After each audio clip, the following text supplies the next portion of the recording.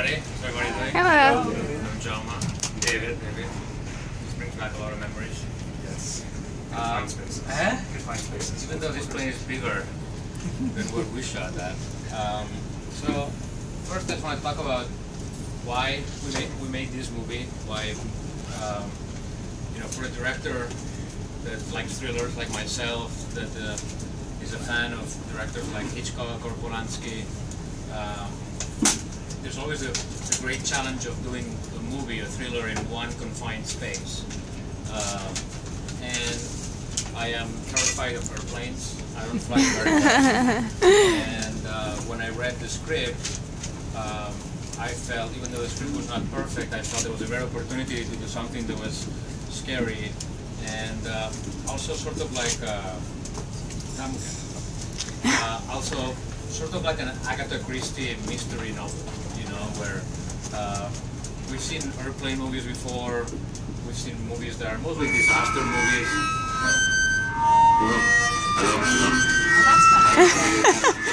Just like this the whole time. Yeah.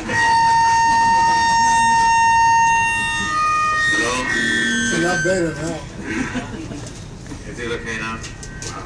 So I was saying that we've seen airplane movies before where you have to deal with the plane crashing, or you have to deal with terrorists and stuff like that, or executive decision where it was like that awesome scene with a plane next to the other plane and transferring people. I mean, absurd stuff, So, but I wanted to do something that was more realistic, where people, that get on a plane every day and are always wondering who is sitting next to me. And obviously, with the post 9/11, psychology of the world, I thought that it was a great opportunity to do something that was very mysterious. And so that's the main reason, doing a confined space, trying to get over my fear of flying, and do something that was mysterious. Now, when I got the script was full of problems, like usually happens. You have a great concept, you have a great sort of actor like Liam, who also, like me, saw the concept, the potential of it, but it needed a lot of work. And the reason why I'm saying that in relationship to what we're going to be talking about is because we don't, when we shoot a movie, the script is never really done until you start the movie, right? Which normally is not a big problem because you adapt, oh, we wrote a new scene, let's find that location, we wrote this, we found that actor. Here it was much more difficult because they were already building the plane. So as the script evolves, the plane is being built at the same time, and that really drives these guys crazy. Because how long does it take to build the plane? We had 10 weeks to do the whole 10 thing. weeks, and the first thing that I had to decide is what kind of plane it was. And so we landed on, what was it, like a 737? Well, we mashed it all up because it needed to kind of fulfill. It's one of the kind of complex things about designing something that people are so familiar with, like something you're sitting in now. Everyone travels in their life, they have expectations for what an airplane looks like, but we're also building this machine that's going to serve to function the locked box mystery that Jean was talking about. So we needed to take liberties where people are, how they are, and also to make it a dynamic space. A plane can be very literal. You walk up the aisle, you walk down the aisle.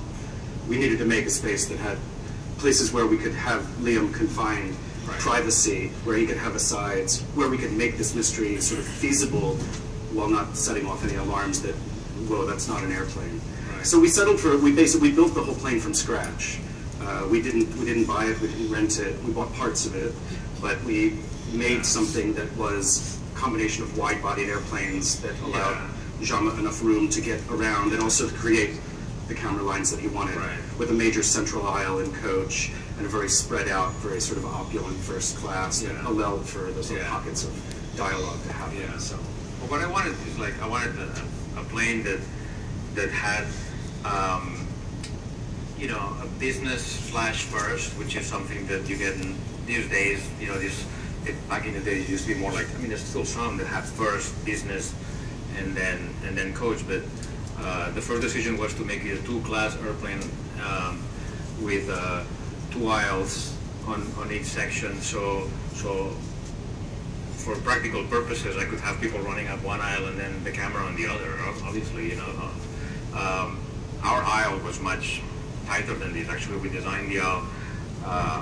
We took the measure tape from the dolly. The smallest dolly we could find, and that was the aisle. You know, which was slightly wider than normal, but not too much. But going back to what I was saying about the script and the design of the plane and how complicated that was, you know, you saw the movie, right? There is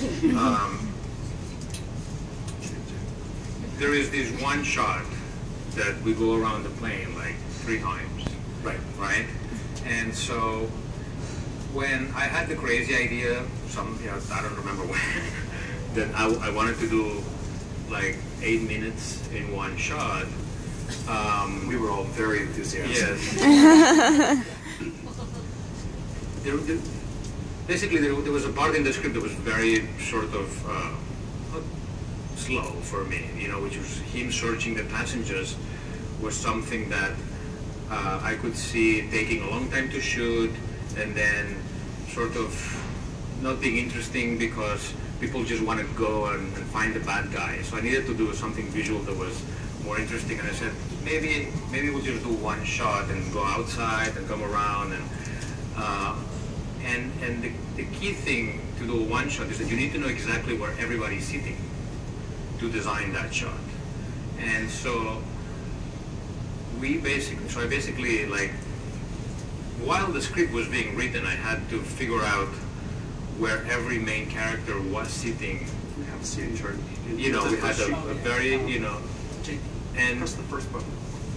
We have a seating chart. We have a seating chart where everybody was sitting, like every character and every extra and everybody, so I could design the shot. So I would change, according to my shot, I would change where people were sitting. So he was able to find them, and I could do that with the camera. And so the reason why I'm saying that is because that crazy shot basically locked those people into those places for the rest of the movie. I did it backwards. You know, it's not like I said, those people sit there, now let's design a shot. No, I designed the shot. And then those people, they become, that's where they were, you know. So a lot of the things that we designed on the plane were to make that shot possible. And then the scenes and everything were informed after that. And it's kind of like a little ballet. I mean, there was walls coming up, walls going back down, right. Camera coming around, seats getting pulled out of the way, getting pushed back in the way. It was sort of a choreography between, because you didn't want to cut any more than you had to. Right. You have to, so. Yeah. So it was very very complex, because once you have those people in their seats, then you have to make every scene. For instance, you know, the cop. You know, let's go back to the seating chart. You know, the cop played by Corey Stahl, I still remember, is in 22C.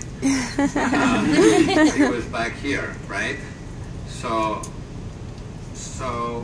then, if you remember, the first time that we introduce him sitting is when he notices that Liam goes up this aisle to meet the other air marshal, and so basically, because I wanted to introduce him with Liam, Liam had to go down this aisle, you know, because had he been sitting here, I would have switched, you know, Liam going this aisle, and I would put the other, you know, so you can see the domino effect of where everybody's sitting, how it affected every other scene in the movie, and it was very complex. One of the main concerns that I had in shooting a movie in one space, going back to what I said about the challenges as a director, is to make it interesting. You know, okay, everybody was like, are you sure you can keep the interest of everybody in the audience in one space for 90 minutes and never go back outside, talk to, you know, like a cop or whoever, other people. And basically what I did is I broke down the movie into like little sections. Which is very natural because movies have you know, are broken down usually into like little 15-minute sections where something happens. Every 15 minutes, that's how we're breaking things down. And I designed a different style for every section. And it's something that is very subtle, but if you go back and watch the movie, you will notice, you know, which is the first section from the beginning of the movie up until he gets the first text. Everything is very realistic. It's like normal, you know, handheld. But I wanted people to really relate to the character and really relate to the fact that they were going into an airplane. Now, from the moment that he gets the text, the camera doesn't move. Like, we cut, but it doesn't move. Every shot is static. And if you go back to the movie, you'll see that for 15 minutes, the camera doesn't move and it's very static. And that offers sort of a very unsettling feeling. And the reason why I did that is because I wanted Liam to be the one that knows that something is going on, but no one else knows that. So on very static frames, he's the one moving back and forth through frame. He's the one that, you know, knows something and nobody else knows. So the world is sort of quiet and very static, but he's the one that is, you know, trying to find something out. Now, once, if you look at the fight in the little toilet, you know, the little bathroom, the camera doesn't move either on that fight. The camera is static. Everything is cut.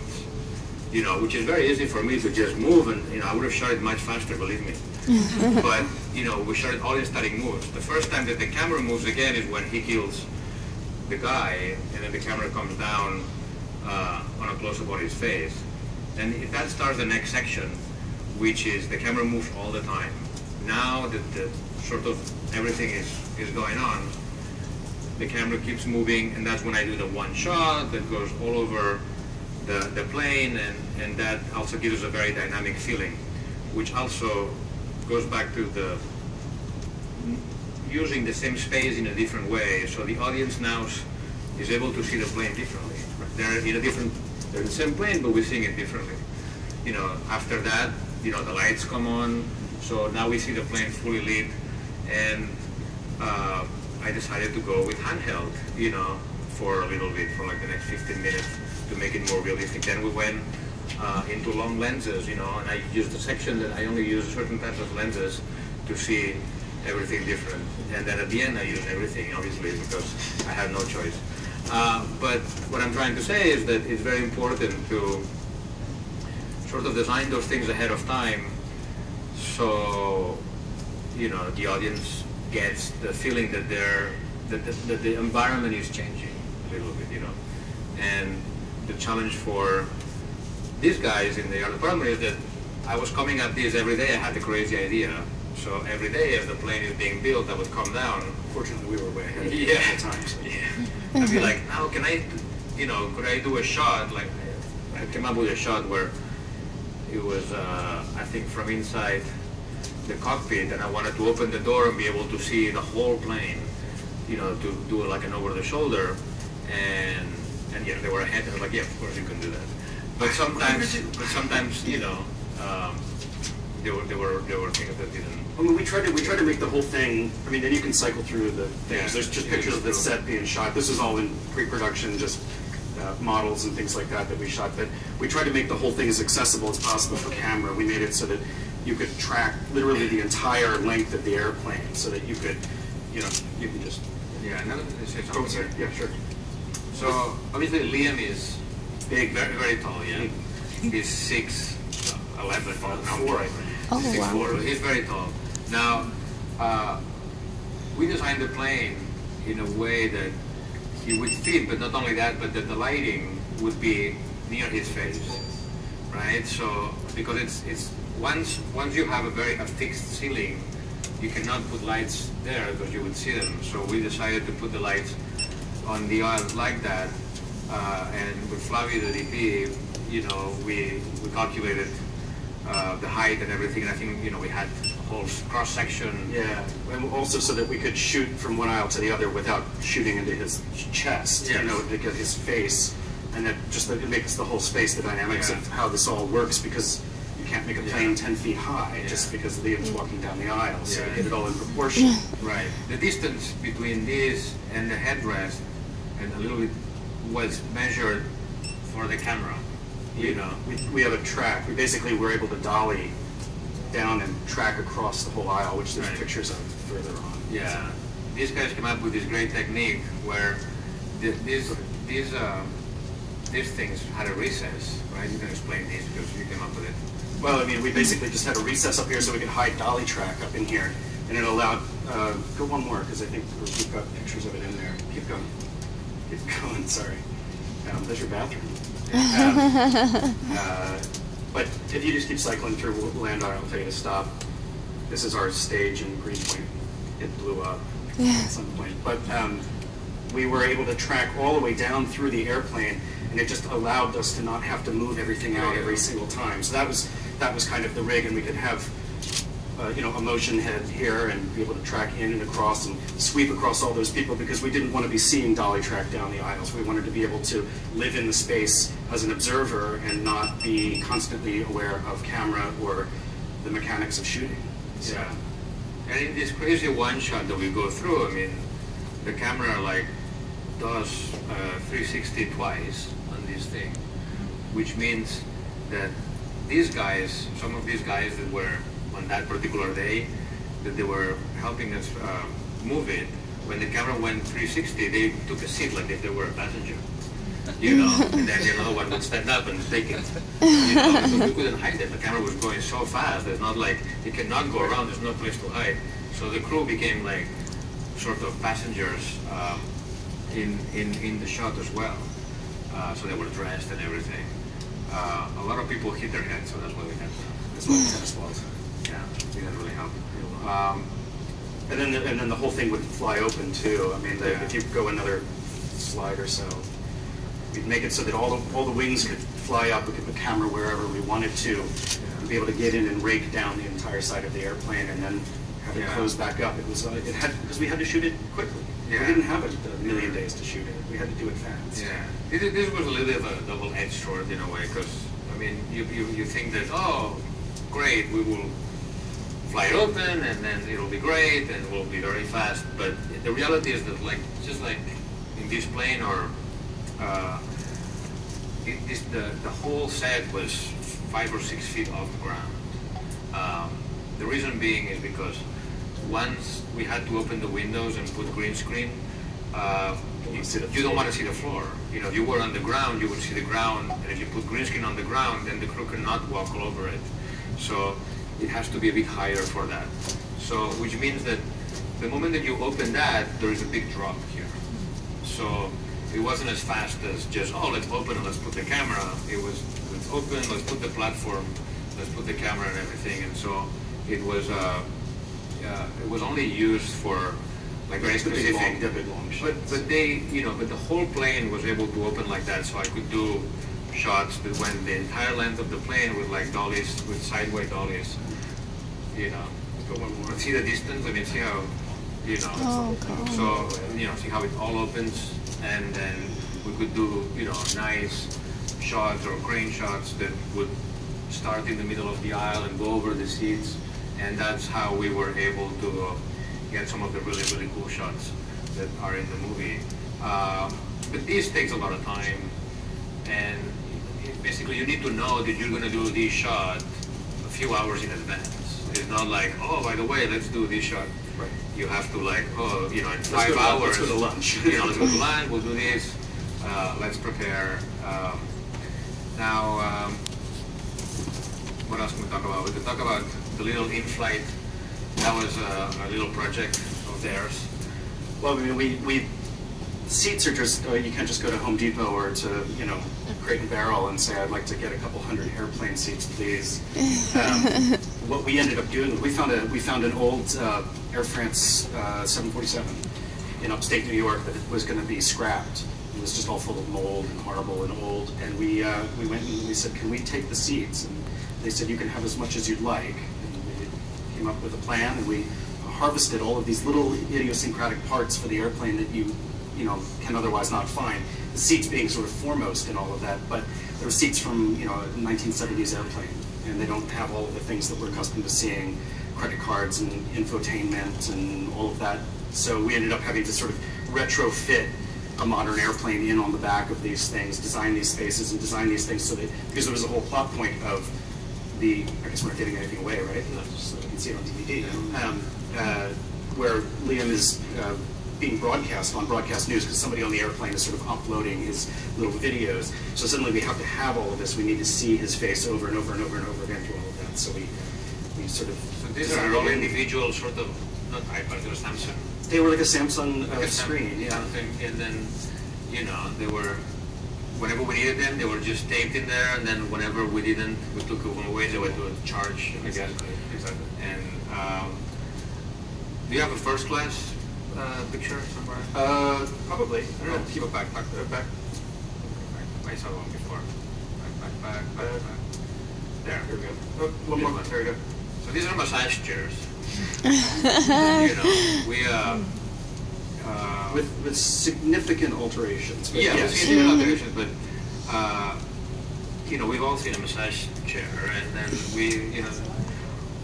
we wanted this cocoon feeling because it's you know, sort of what's right now in these intercontinental flights. A little pod. And I wanted them to be able to move and do all of that because I had done a little shot or a little scene in Unknown on an airplane, and I was very frustrated because the seat was great but it didn't move, you know, and I wanted that on camera, so I wanted to make sure that they moved and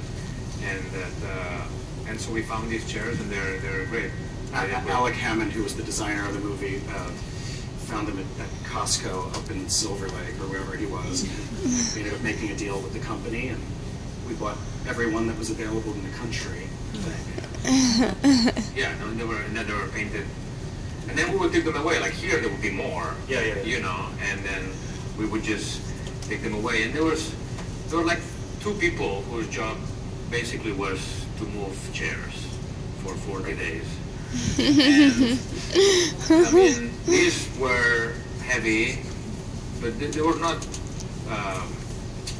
you know, screwed down. They were on wheels. They were on wheels. Yeah. But the other ones, the whole other like coach, they all were like on a couple of screws, and you know, you'd say, yeah, I put the camera there, and there was two guys. They would just, you know, take them away.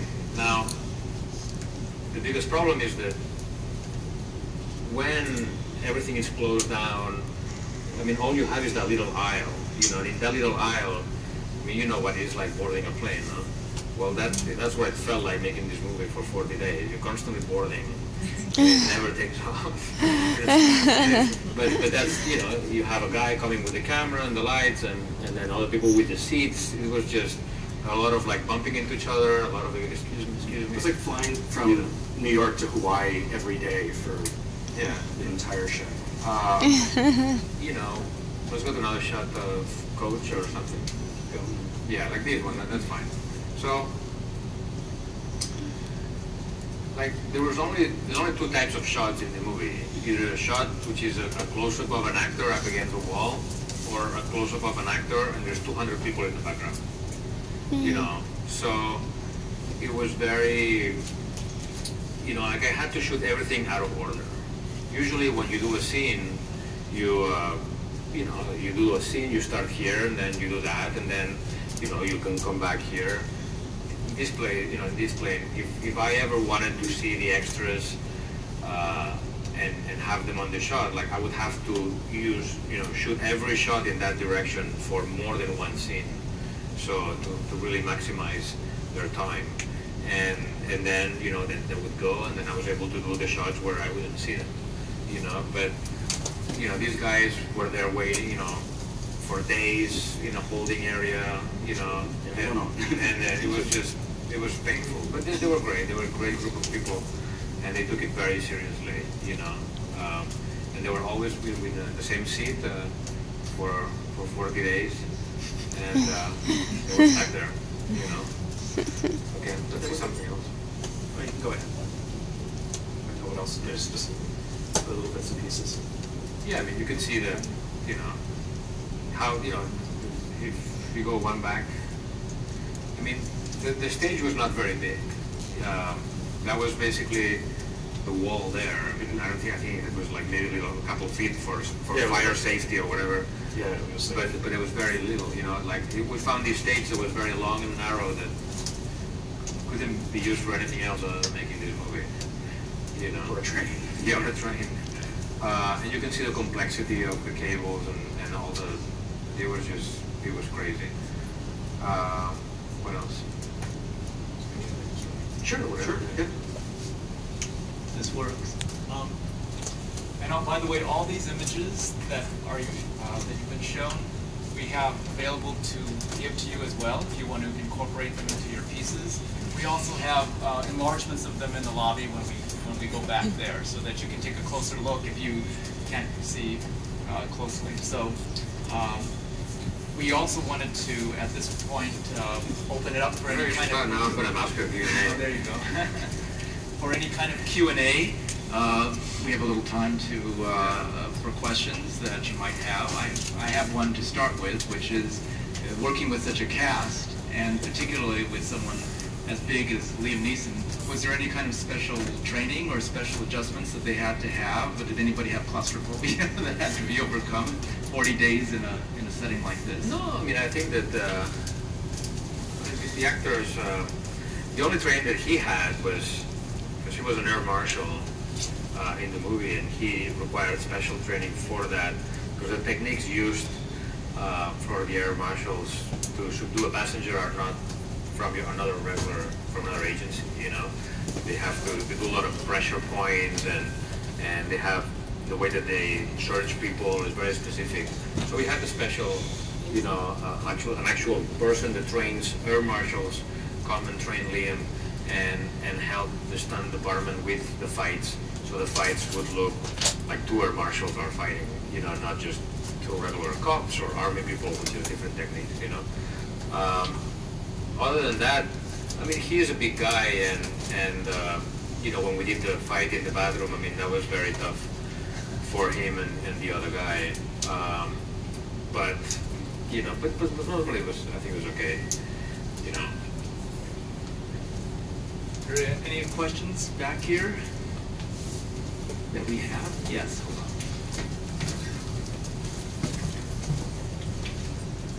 Hello.